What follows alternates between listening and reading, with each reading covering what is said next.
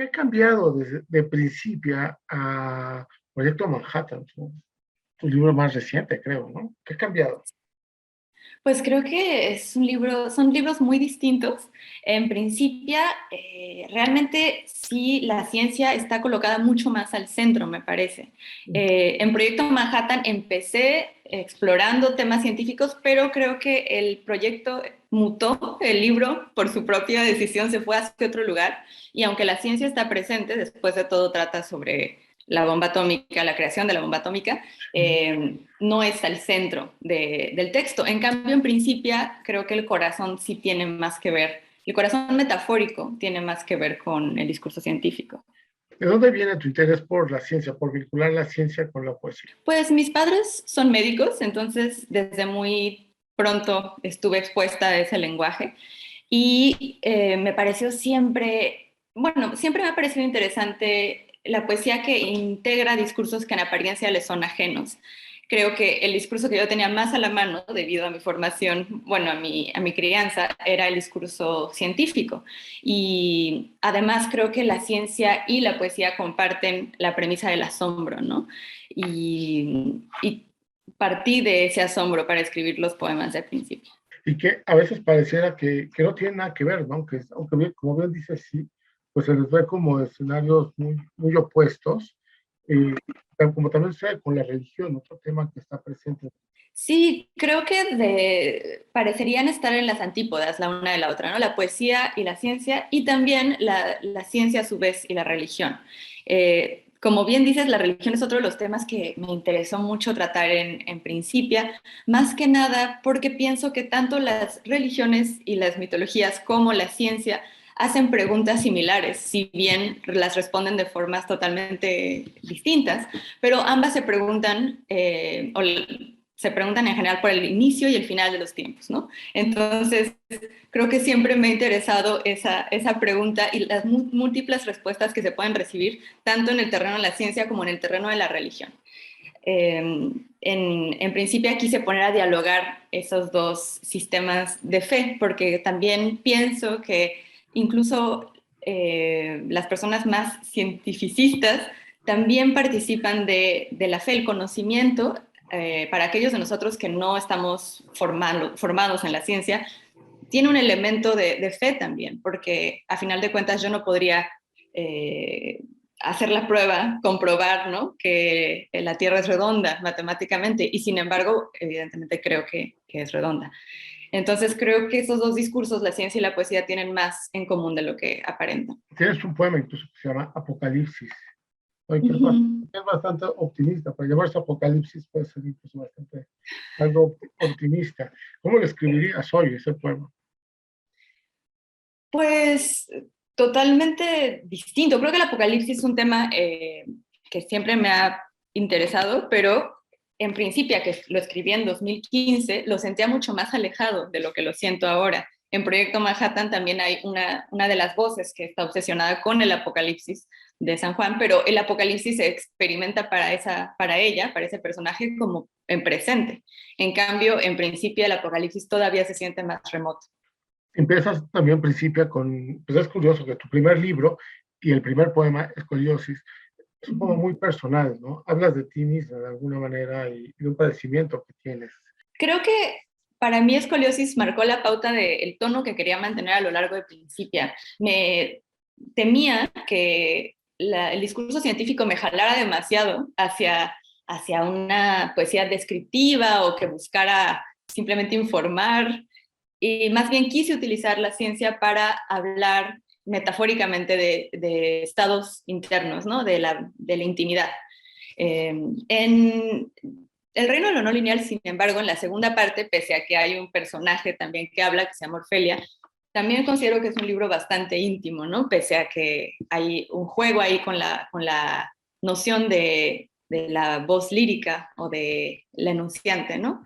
Hay un desdoblamiento, pero también me parece un libro bastante íntimo. Y finalmente en Proyecto Manhattan, pues sí hay más un juego ahí con la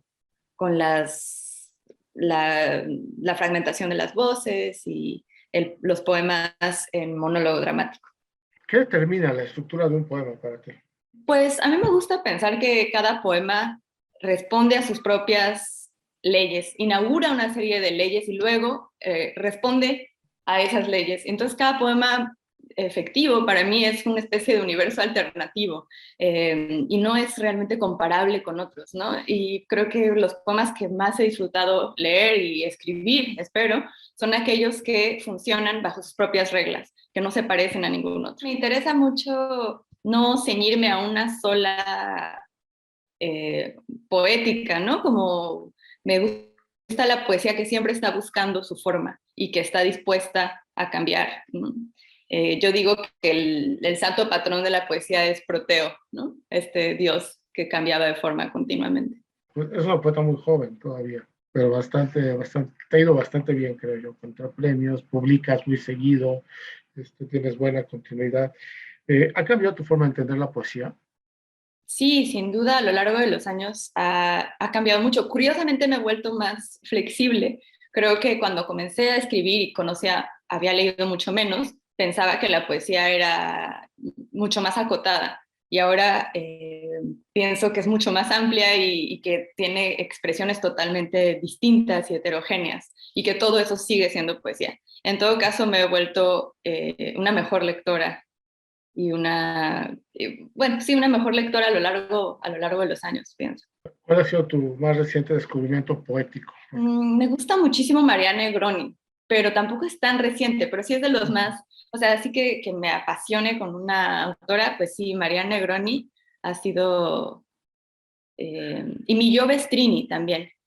Milló Vestrini, creo que ella sí también fue más reciente, hace quizá unos meses que la descubrí, esta autora venezolana, y es fascinante y casi no es conocida, muy curioso. ¿Por qué ellas? ¿Qué les has visto? Alguien que ve o que escuche esta entrevista y se quiere acercar a ellas, ¿qué les dirías? Pues justo con la poesía de María Negroni empecé a pensar en que lo que me suele llamar más la atención de la poesía no es tanto una forma de utilizar la metáfora o el ritmo, sino una forma de pensar.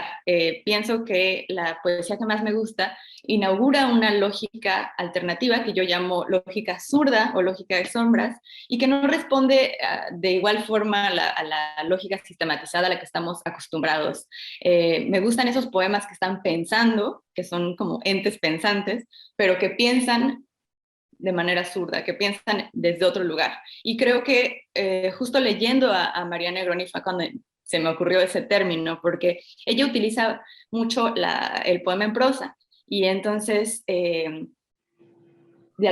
como que juega mucho más con otro tipo de géneros, también de pronto con la narración, etcétera. Y gracias a la forma en la que ella encadena frases y encadena reflexiones, me di cuenta de estos saltos lógicos que caracterizan a la poesía que más me gusta. En Milló Vestrini siento una relación particular con el cuerpo, que también noto en poetas como María Auxiliadora Álvarez, ¿no? Una relación con el cuerpo y con el cuerpo como mujer, que me parece muy interesante. Pues muchos poetas, tú lo sabes, que escriben novela. En algún momento se ven tentados a experimentar con la novela, con la narrativa. ¿A ti te pasa? Sí, me pasa, padezco de eso, porque justo estoy escribiendo una novela, pero lo estoy sufriendo mucho porque me cuesta mucho trabajo. Creo que se me da más naturalmente escribir formas más sintéticas y más cerradas como la poesía que la novela, y ahora justamente tengo el FONCA para escribir mi primera novela y estoy batallando con eso. ¿Qué es lo que te cuesta más trabajo de la narrativa? Pues creo que la unidad, ¿no? Encontrar la congruencia y la unidad y darle, sí, y también, pues sí, eso, darle unidad a un texto tan largo, tan extenso. Mi tercer intento de escribir novela, llevo varios fracasos en mis intentos para escribir novela. Digo, es verdad que hay más lectores de narrativa que de poesía, pero trato de no escribir pensando en los lectores, ¿no? O sea, trato de no escribir pensando en, en gustarle a los lectores, porque pienso que es muy fácil perder pues la propia voz, ¿no? Yo empecé escribiendo durante muchos años en mi casa sin mostrarle, más de 10 años escribí sin enseñar nada de lo que hacía a nadie. De hecho, ni siquiera sabían las personas que escribía. Y creo que esa escritura en soledad ayudó a forjar mi voz y que le hizo bien a mi escritura, y quiero mantener ese contacto con la escritura, ¿no? Como ¿No lo, algo íntimo. no lo hacías por inseguridad o por qué? Sí, pues por timidez y porque pues no sentía que fuera algo para los demás, sentía que era para mí y era muy tímida. ¿Y en qué momento se rompió eso? Como a los 24 años, de hecho, a los 24 años me inscribí al primer taller literario al que asistí en mi vida. ¿Y por alguna cuestión de decir ya no pues necesito que se lea? ¿Qué era? ¿Qué fue lo que te dio ese golpe de seguridad? Más bien fue que me invitaron a una cena y conocí a una poeta en la cena, María Baranda. Mm. Y ella me invitó al taller y, o sea, fue un golpe de casualidad, yo pienso, total. Muchas veces pienso que si no hubiera ido a esa cena, tal vez nunca hubiera entrado al taller y nunca hubiera socializado mis textos, ¿no? Seguirían siendo ahí unos poemas ferales y probablemente mucho menos, mucho menos buenos. ¿Qué pensabas en la poesía, la causalidad o la casualidad? Yo pienso que la casualidad, que justo me gusta el género de la poesía porque le da mucho lugar al sinsentido, al aparente sinsentido, ¿no? Como a lo que aparece ahí por casualidad y no por un sistema lógico, ¿no?